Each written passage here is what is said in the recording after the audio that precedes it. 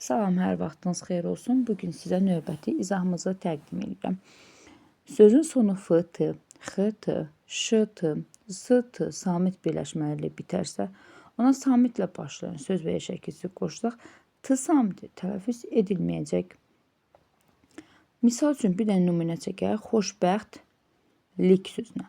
Burada t samiti tələffüz zaman düşəcək. Xoşbəxt, dik formasına tələffüz ediləcəkdir. Dik formasına tələffüz edilən lıqlik şəkilsisidir. Bunları qarışdırmayın. Amma bunlara saitlə başlayan şəkilsi artırsaq, sondakı t samiti tələffüz zamanı d samitinə keçəcək. Tamam, deyirəm ki, Azərbaycanın nefti. Neft sözünün iş şəkilsini artırmışam. Burada nefti formasına tələffüz olacaq. T samiti d-yə çevrilmiş olacaqdır.